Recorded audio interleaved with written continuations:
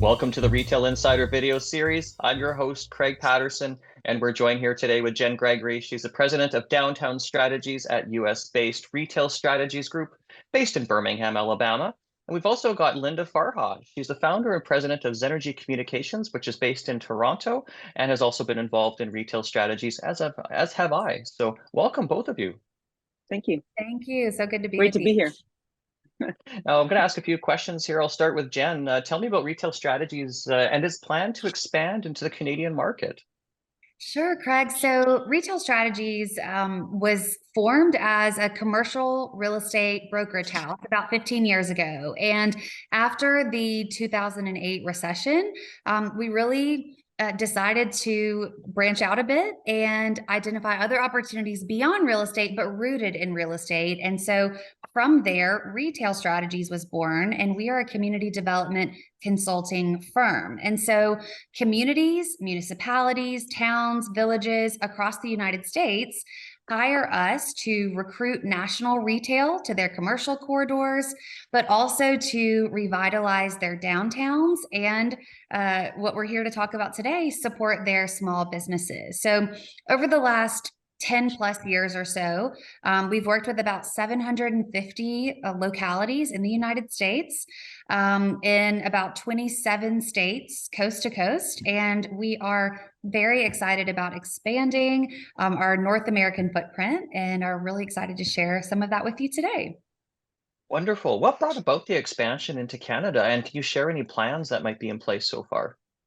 Absolutely. Well, we knew that during the pandemic specifically, that communities' needs were changing a little bit. While they still did want national retail on their commercial corridors and they wanted to have a vibrant downtown, they knew that their small businesses were really hurting. And from an optics perspective, they couldn't focus on bringing in a big box retailer while their businesses at home, their neighbors, their friends, were really struggling. And so we started really a listening campaign, talking to our communities and talking to businesses about what they needed. How could we support them? And through a couple of different partnerships, specifically some surveys that were done from Main Street America, which is a national downtown revitalization organization, we learned that small businesses needed coaching, training, and assistance more than they needed cash. So, of course, the American government prioritized funding in the immediate term after the pandemic to try to help those businesses pay their rent, stay open while they were shuttered due to some of the regulations. And while that was helpful, these businesses reported to us that they needed to modernize. They needed to learn how to get their businesses online and really respond to some of the changes that were happening in consumer behavior. So we were so fortunate enough to know Linda at Zenergy and partner with her.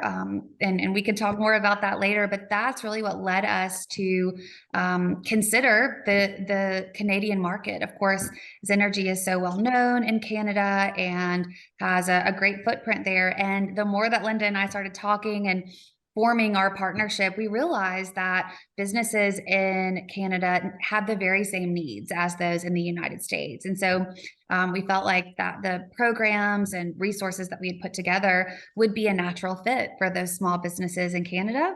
And so that's really what brought about our focus on bringing these services that we think are so needed and so impactful to small businesses and municipalities in Canada.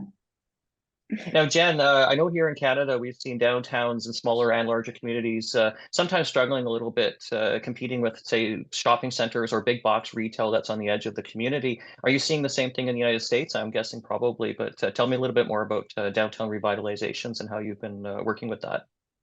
Absolutely, Craig. We have seen the very same challenges, but we've also seen a real opportunity for rural communities and for those downtowns. And really, that's because post-pandemic, a lot of people are still working from home. They haven't been called back to their office if they're working in corporate office spaces in larger urban areas.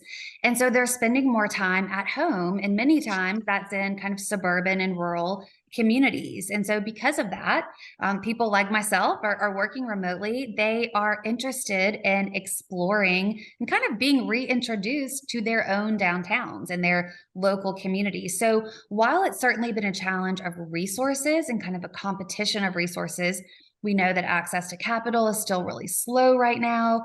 And some of these businesses, if they were struggling before the pandemic, they're still struggling. And certainly, things have not necessarily gotten easier for them. But we've seen that those businesses that can adapt really take advantage of that kind of return back to the rural market. And so, in terms of American downtowns, really, those that are investing in placemaking are the ones that are winning. We know that if people are working in a co-working space, they want to go down the street and grab a cup of coffee, and they love to drink that coffee outside if there's a beautiful mural next to them, if there's nice music being played overhead. And so these are the things that we are working with our rural communities on as they sort of compete with these larger shopping centers and malls, is how can you invest in a sense of place and really playing up the authenticity that downtown and community has to offer. And we're seeing those that do that really, really win through this time. I love it. I love it. This is something that I'm passionate about as well. So now, question for Linda Farha. You've been involved with retail strategies, involved with some education courses and whatnot. I've been involved as well. I've done a few lectures around marketing and communications. Linda, how did this come about? And what else? What other topics have you been involved with retail strategies here?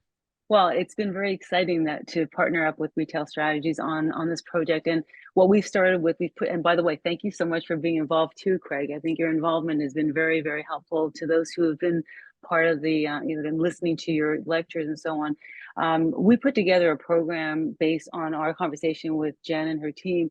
And the first module is basically called the Omni-Channel Retail Strategies. And really, it was put together with the local merchants and retailers and the economic development centers in mind. So, going back to what Jen was saying, is to help these retailers and to help these merchants drive business, create awareness, and get people into their stores and buying products. So what we did is we put together the module, and the module basically is an hour program webinar that is then followed by very focused accelerator sessions that are 30 minutes long. And so we start off with like this broad omni-channel retail strategy, kind of fairly broad content that is then developed further with the sessions.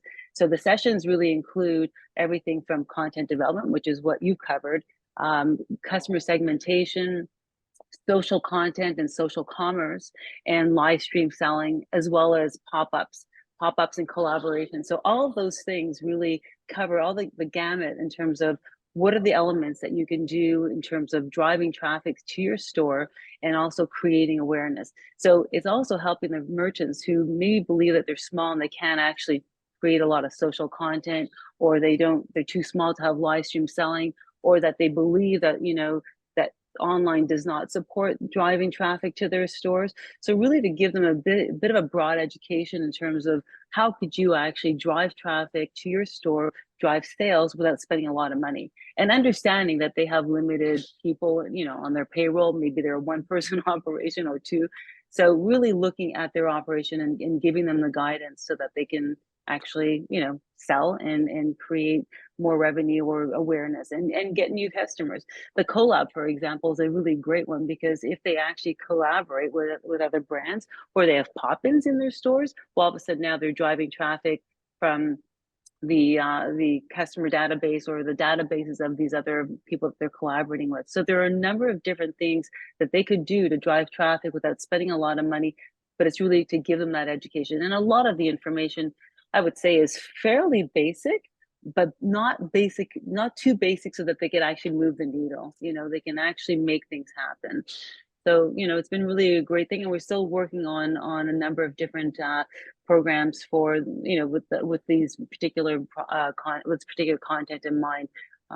Will be done by the end of May, and then we'll move on to other potential geographic areas and a new format, which we'll talk about in a few minutes. Terrific. Now, Linda, also there's some one-on-one assistance, I think, after some of the lectures. Tell me a bit about that as well.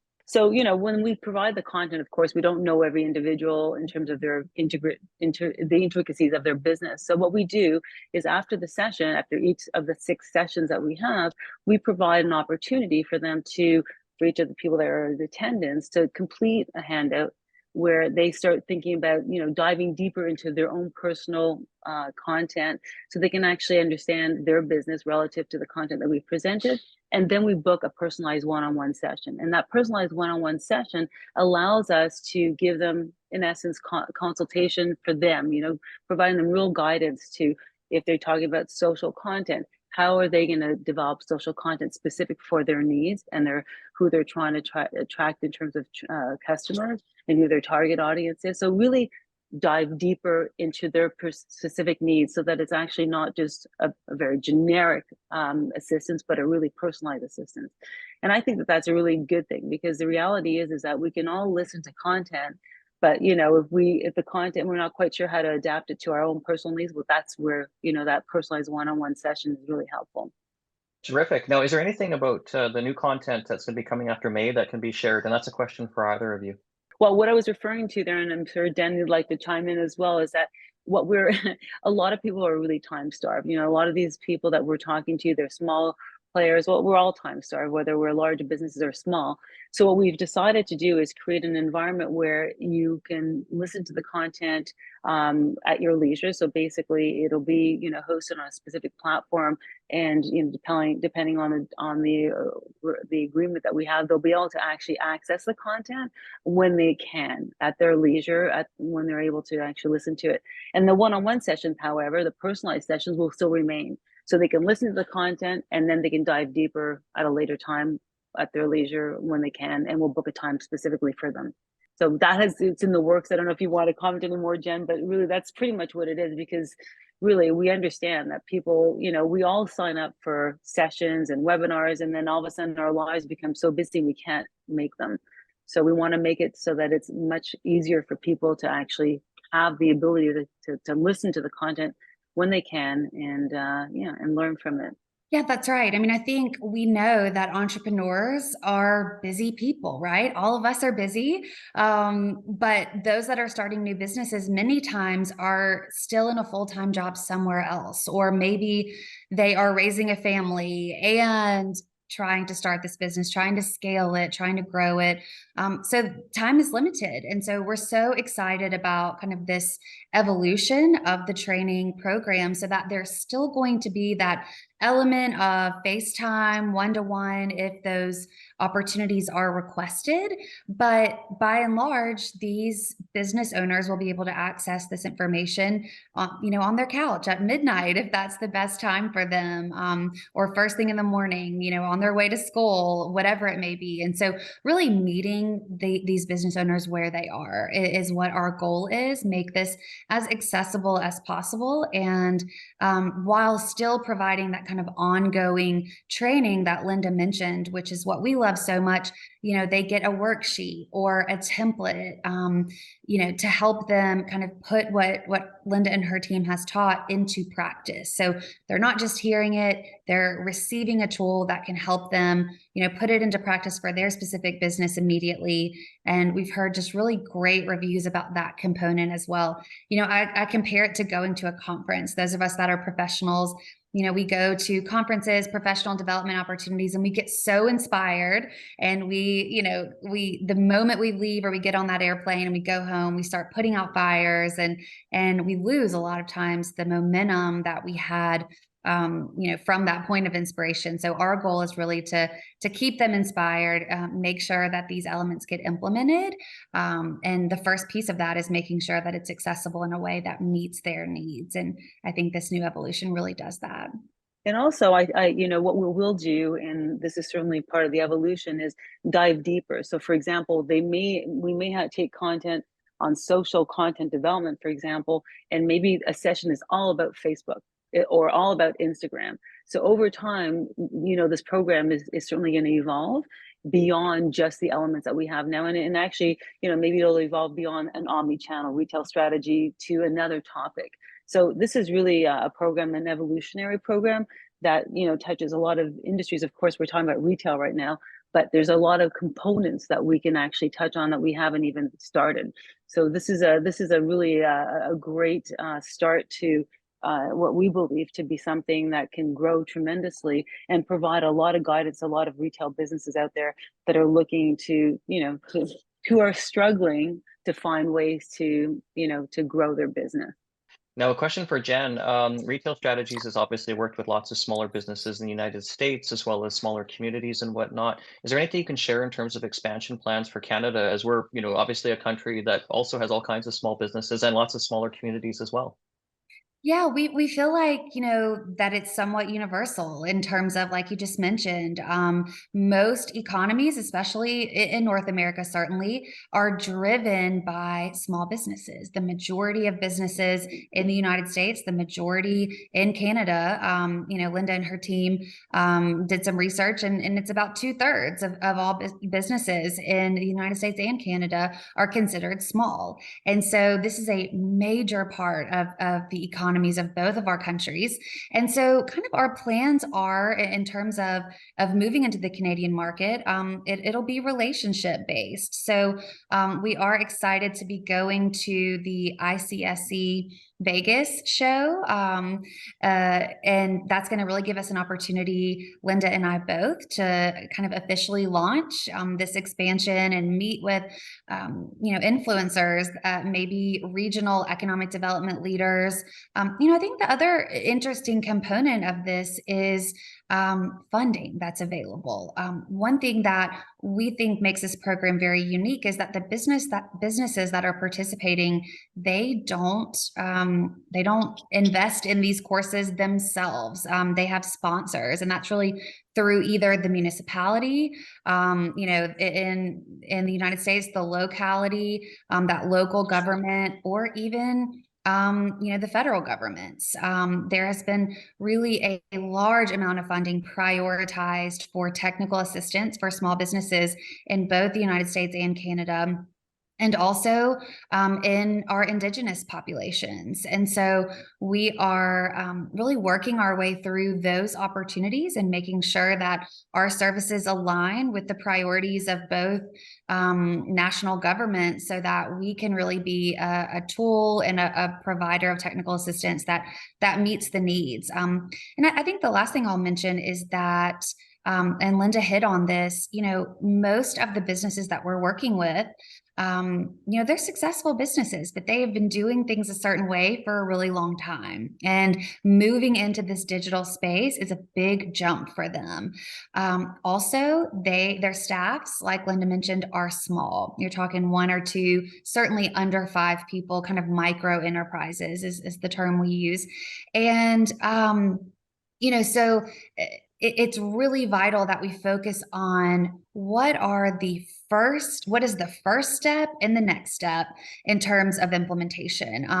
Like Linda mentioned, sometimes the training to those of us that are accustomed to digital media and resources like that may think it's basic, but we want to be sure that kind of our first job is to convince these businesses that this is something that they need to do, that they can't not exist in the digital space. Post-COVID, we know that online shopping percentage is creeping up incrementally.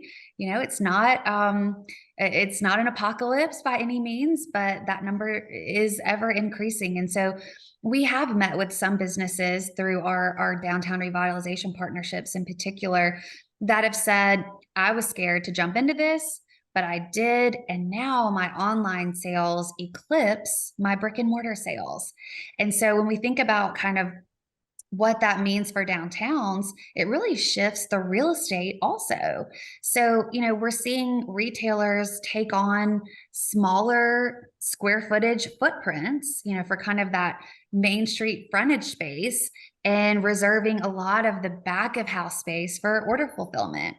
And that creates jobs, right? When people are needing to pack lots of orders for a whole additional store that exists online, they're hiring folks in that local economy. And we start to see kind of these small scale little industries being built in rural downtown. So it's a proven concept, but a lot of the work that Linda and her team are doing is convincing the businesses to take that jump into the digital space and then kind of work their way through. It's just very overwhelming. And I would imagine that is a universal concept across both of our countries.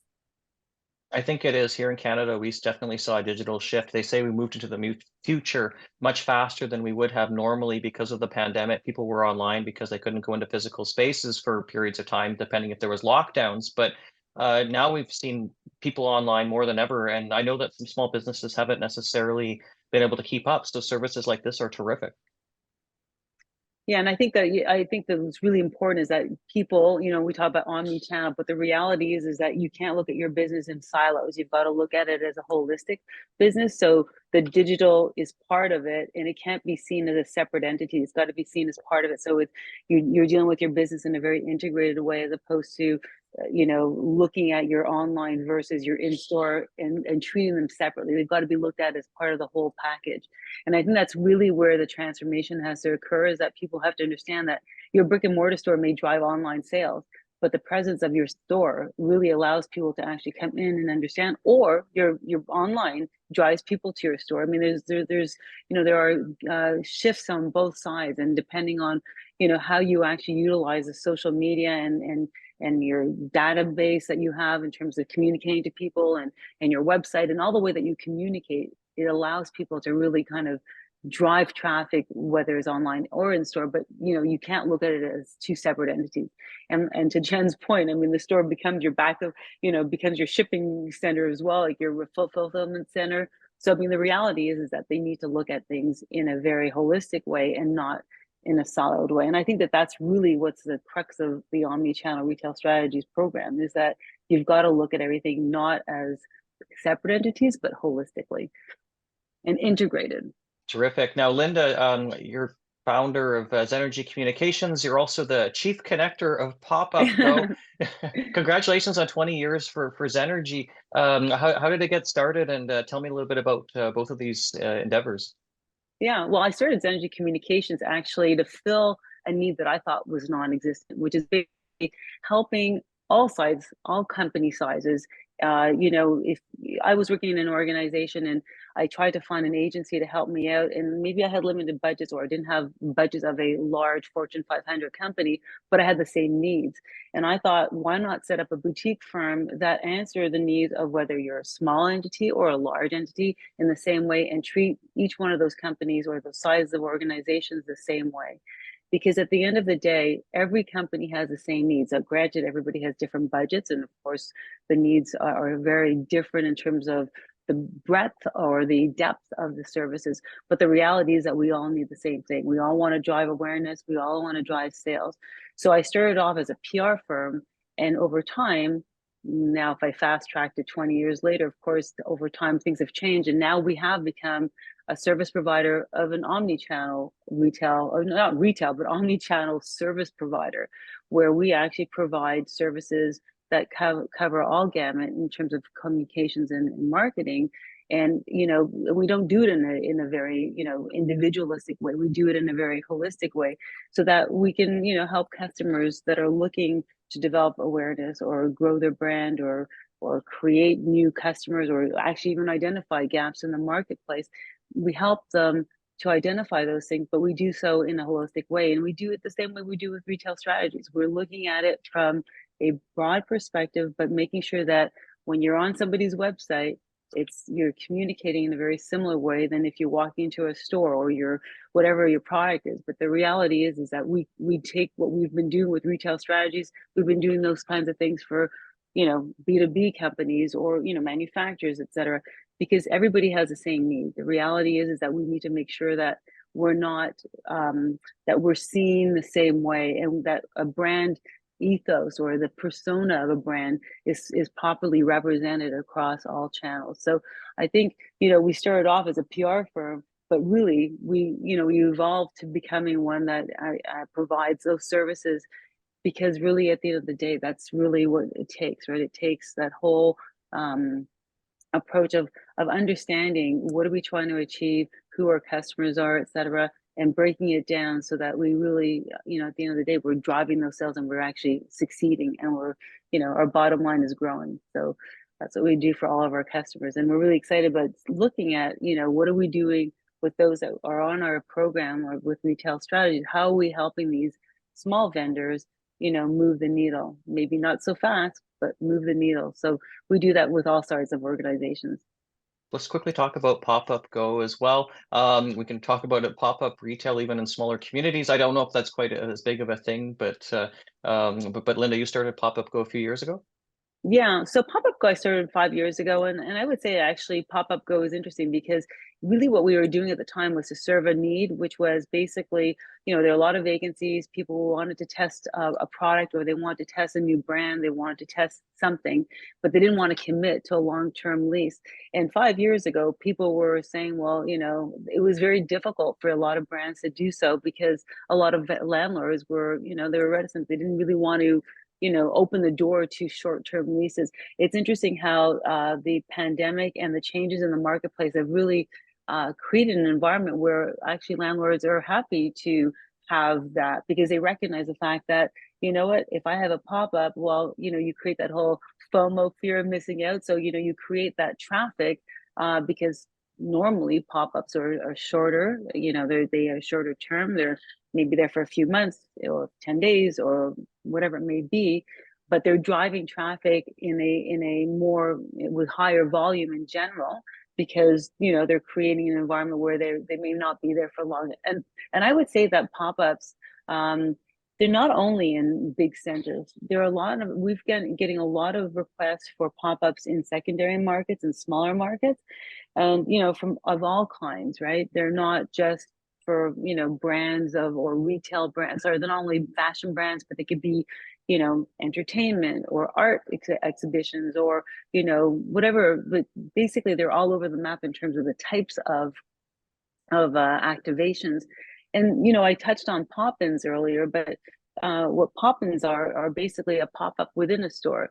So, even though we're talking about small town USA or small town Canada, you may have a small retailer who maybe has a small pop-up, let's say a jewelry pop-up. They're a fashion retailer, but they don't sell jewelry, but they get a pop-up that comes in, pop-in that goes into their store, a jewelry brand. And all of a sudden now that retailer is driving traffic from that jeweler that they may not have had before. And again, if it's a short-term thing, it drives traffic and it creates an urgency because they're not there for a long time. So I would say that Pop-Up Go really has helped a lot of these smaller merchants find a place to actually drive traffic and, and create awareness. So yeah, Pop-Up Go was really, and the reality is that Pop-Up Go is supported by Zenergy services, because once you do a pop-up or when you're creating a pop-up, well, you need all the services that we talk about in our omni-channel program. So it all fits together very nicely. Thank you so much for joining me today. This has been Jenn Gregory. She's the president of Downtown Strategies at US-based Retail Strategies in Birmingham, Alabama. Thank you so much for joining us, Jenn. Thank you so much, Craig. Great to be with you. And Linda Farha out of Toronto. You're the founder and president of Zenergy Communications as well. Of course, the chief connector of Pop-Up Go. Thank you so much for joining us today here as well, Linda. Pleasure. Thank you for having us. And I'm Craig Patterson. I'm the founder, CEO, and publisher of Retail Insider Media Limited. I'm also the host of the Retail Insider video interview series. Thank you so much, everyone, for joining us today, whether or not you're watching us here on video or listening to this through our podcast channel. Thank you so much again. Take care and bye for now.